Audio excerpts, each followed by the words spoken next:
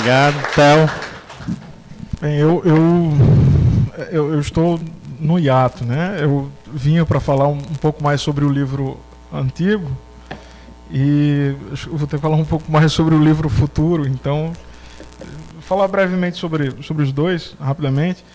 Os dois são livros publicados pela Flor do Sal, como eu estava dizendo antes, e esse, o Pequeno Manual Prático de Coisas Inúteis, é na verdade uma grande brincadeira assim, acerca da pergunta que qualquer um de nós que escreve se faz em algum momento da vida, que é: para que serve a poesia, né? E diante de um mundo cada vez mais objetivo, cada vez mais prático, cada vez mais cartesiano, a poesia serve para muito mais coisas ainda, né? A poesia talvez, assim como a arte de uma forma geral, talvez seja a poesia o que nos salva da mediocridade cotidiana, talvez seja a arte de uma maneira geral, aquilo que nos salva do sufoco da segunda-feira diária, que é a vida que a gente tem. Então, as pequenas coisas inúteis, na verdade, há nisso uma ironia, né? Porque essas pequenas coisas inúteis, elas são basilares, elas são fundamentais não só para a poesia, mas para tudo aquilo que é humano, né? Para tudo aquilo que nós somos. E tanto é que eu não tenho a memória dos meninos para recitar, então preciso ler, preciso colar, senão. E eu queria ler só o índice do Pequeno Manual Prático, e diz assim: este pequeno manual contém estas coisas de pouca ou nenhuma utilidade: o tempo, 8 ou 9 anos vividos em 12 ou 13 dias, 12 ou 13 dias vividos neste mês de junho, as fotos da menina morta e do cachorro já lhe disse ao seu lado, uma mecha de pelos pubianos da menina louca que beijou meu primeiro corpo, algumas memórias inventadas, algumas memórias esquecidas, as flores murchas depostas aos pés de meu pai, meus amigos imaginários e suas cartas a mim endereçadas, a lista dos 107 melhores filmes que jamais vi ou verei, todos os sonhos em que eu acordava dizendo sim, Fellini, o sorriso de Melinda, uma lágrima de Melinda, um bilhete escrito por minha mãe que ela assina como meu pai, meu caderno de desenhos inúteis, em que a primeira página é o retrato de uma porta fechada, a invenção de meu esquecimento, 2 livros de etiqueta e códigos de comportamento social que jamais li, lerei ou mesmo tenha cogitado ler, poeira, a cor amarela, a minha ausência perene, um pente de osso e um espaço entre a palavra fim e seu ponto final. Eu acho que, como diz um amigo meu, esse índice que não indica absolutamente nada, talvez, pelo menos para mim, é uma das chaves do que é esse baú de coisas absolutamente inúteis, mas que são fundamentais para que eu seja o que eu sou, quem eu sou, e que eu acho que cada um de nós tem também o seu próprio baú, cheio de coisas absolutamente inúteis, mas fundamentais. E quando eu digo inúteis, claro, inúteis nessa relação dessa vida exageradamente prática, né? Afinal, uma vez um amigo me perguntou qual era a virtude que eu achava mais exagerada no mundo de hoje. Eu não tenho a menor sombra de dúvida para dizer que é a praticidade. A praticidade é uma das coisas mais horrorosas que eu conheço. E eu acho que ela estraga muito do mundo. Mas tudo bem, esse é o meu universo. E para falar um pouco da máquina, né? A máquina de Avessar os Dias, que eu estou tendo contato com ela ao mesmo tempo que vocês, porque o Adriano me trouxe agora os 3 primeiros exemplares. A Máquina é um livro que fala, na verdade, de algumas máquinas, né? A máquina poesia, a máquina o homem, a máquina que são as cidades, ou, como diria Camões, né, a máquina do mundo. Então, é um livro que fala muito disso, que fala da própria poesia, um livro de muita metalinguagem, é um livro que fala muito das experiências vividas nas cidades, em algumas cidades nas quais eu morei, algumas por onde eu passei. Então, memórias de Currais Novos, de Macau, memórias de Nova Cruz, coisas de um tempo de peregrinação de Santa Cruz também. Então é um livro, mas na verdade assim, é um livro de como viver ou estar nessas cidades me desperta para aquilo que mais me interessa, que é o que é humano, né? Que é o que me comove, na verdade. E A Máquina é um livro que eu tenho escrito desde 2009, quando saiu o pequeno manual prático de coisas inúteis. A sensação que eu tinha era que eu jamais escreveria de novo, jamais conseguiria. Acho que todo mundo tem essa sensação. E depois de alguns meses em absoluto desespero, porque não sabia o que é que eu ia produzir, não sabia o que é que eu ia escrever, surge o primeiro poema do que viria a ser o livro.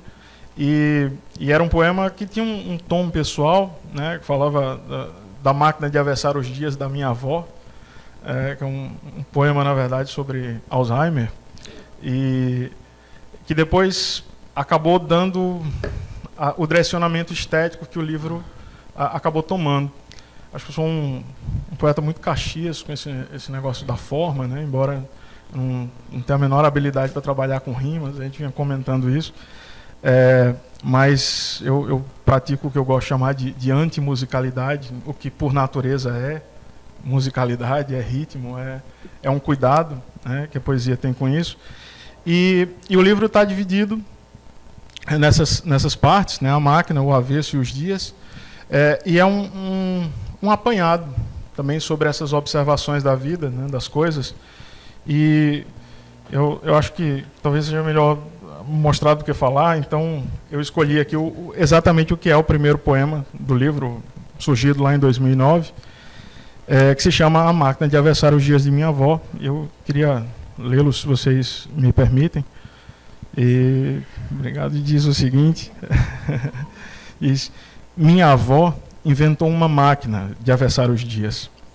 Antes de sua morte, pôs-se a engendrar memórias, gente com asas, estranhas histórias do tempo, cães de nomes improváveis e lindos. Eliminou de seus dias as pessoas reais. Que pode haver de mais tedioso que gente concreta ou tijolos e barro e pedras? Minha avó, com sua máquina de avessar os dias, acordava a casa no meio da noite, ironizava a invenção do vento, esquecia os nomes inúteis das filhas. Espero que minha mãe não esteja ouvindo isso agora. Recriava o absurdo não linear do tempo. Era uma máquina de costurar avessos, retalhos coloridos do tempo. Guardei-a para mim, minha avó, e sua máquina de aventuras, para usá-la quando for meu tempo.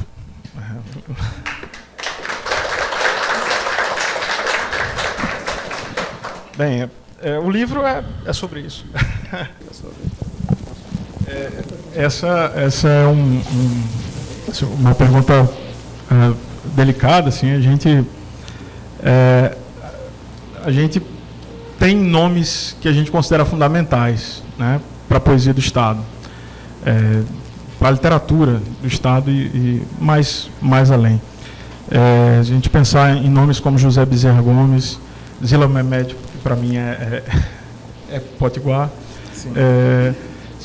Luiz Carlos Guimarães, Moacir Cirne, que não é de Currais Novos, mas isso é uma questão geográfica, né? Ney Leandro. Então, a gente tem muita gente boa historicamente produzindo no Seridó. Não sei se porque a gente está muito afastado de Natal, talvez a gente acabe lá criando uma ilha nossa, né? Que assim, até no caso de nós três, acho que só Yara é de fato Currais Novense. Eu sou nascido aqui em Natal, mas sou Currais Novense. Se a cidade ainda não tiver me adotado, mas eu já adotei como mãe. O Wesley, como ele disse, que é de São Vicente, mas também que passou a vida inteira em Currais Novos. A gente tem uma relação de amor com o Seridó extremamente profunda. E exatamente por ser uma relação de amor e não uma relação de paixão, a gente consegue perceber aquilo que há de muito positivo e aquilo que há de negativo. Talvez essa distância nos isole um pouco, talvez antes nos isolasse um pouco mais, e isso tem uma contribuição bacana para os nossos trabalhos, Mas esse isolamento também tem um lado negativo, né? A gente passa muito tempo escondido no Seridó. Mas eu acho que há identificações, né? Há pontos em comum da literatura do Seridó. Acabei de fundar a literatura do Seridó aqui, né? Mas se a gente for pensar, por exemplo, há elementos do fantástico. Se for pegar a produção que se faz hoje no Seridó, que a gente vê muito na poesia, mas que também tem muito nos contos. A gente tem trabalhado muito nisso, e falando aqui em nome de nós três, a gente não escreve só poesia, a gente trabalha muito com contos, inclusive tem alguns trabalhos reconhecidos com isso, tem futuros livros de contos aí para aparecer. Mas existem pontos em comum, que talvez um dia a gente entenda isso como uma literatura tipicamente seridoense.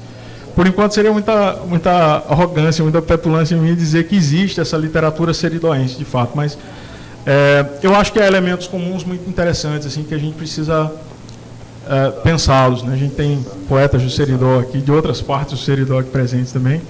Então, eu acho que é isso. Essa distância geográfica que a gente tem de Natal, por exemplo, ela é positiva, é também negativa. Ela serve para que a gente crie um universo meio idílico, né? Mas que é um universo que não se perde nesse olhar idílico. Essa relação de amor permite que a gente enxergue também o que há de mais complicado. E eu acho que isso talvez dê a essa nova produção que há no Seridó esse aspecto diferenciado. Assim, ela não traz um olhar ufanista para o Seridó, ela traz um olhar de quem ama, mas de quem ama e que reconhece o que há de problemas. Acho que é isso. Ok.